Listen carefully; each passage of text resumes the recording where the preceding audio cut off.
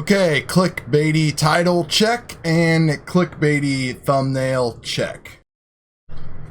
So in the last video I put on this channel, I was praising the TBS Fusion, and I pretty much stand by everything I said in that video. The Fusion is awesome, the features are great, and with the new hardware upgrade, the quality of the video was fantastic. But as we know, in that video I said I did not test a long-range flight with that. Now, I did test a long-range flight recently, and I did discover a problem. And I've seen this on Facebook as well. And the problem is when the receiver switches from Fusion to old school mode, when you lose signal, there's a big rolling black screen and bar that just kind of comes across your screen for about 3 to 4 seconds. That's super disorienting. I put the old hardware back in it, tested it, and it did not do that. It worked perfectly fine, even though the close-in reception looked a lot worse, but the far-away reception looked a lot better. Go figure. Who knows? I did multiple calibrations outside, just like the instructions say, 25 milliwatts, turn it to 5800, you know, did all that stuff, no antennas, everything was great. I've seen a few people on Facebook post pictures of this and videos of this, and I did contact TBS, and they are working on a fix for this issue. So I don't think everybody has the issue though, and there's really no way to put your finger on it. I am on the latest firmware with the hardware revision. I don't know if an earlier firmware with the latest hardware revision will cause a different symptom or not. This is just something that's going on, and I know a lot of people are going to be getting their hardware upgrades or have gotten them and might not have got a chance to fly them yet. So just a little example here of what's going on, so you guys can be careful out there. I don't know why a lot of these vendors don't just tell everybody that, hey, there is a problem. They can blast it across social media just like anybody else can. The worst part about this situation is that my HDO2s actually went to black screen, or super dark mode as some of you guys know it, and I had to actually fly back in super dark mode and land it, even though the DVR shows nothing of the sorts. The DVR looks perfect, but that is not what was going on inside my goggles. I was struggling to get the aircraft home. So let's take out the video. Let's take a look at the video here and stuff. And you know, everybody's guilty of this stuff these days. We're all playing with products that are made at the cheapest price possible in the worst places in the world possible.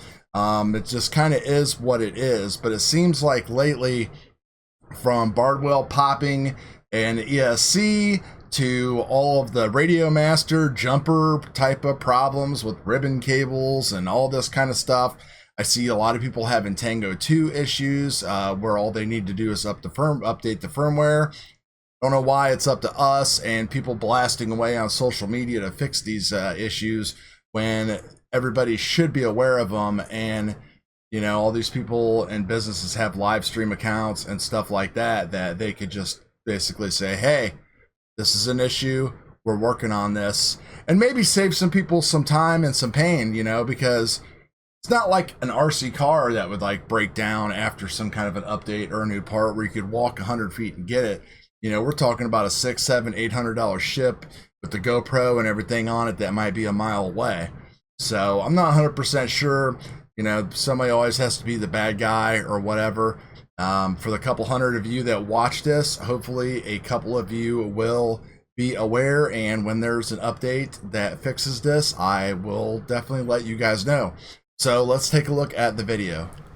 So here we go, guys, flying out with my 6-inch upgraded hardware, firmware, and there comes that bar, which it doesn't look that bad in this DVR, but it does represent itself a lot differently in the goggles. You'll see that it switched back and forth from Fusion to old school by the OSD up in the top appearing and disappearing.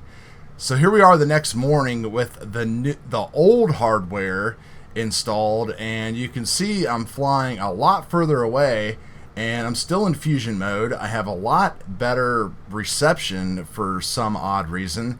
You would think a higher sensitivity module wouldn't work as good, but it did. So hardware revision 1 was actually working better at long range.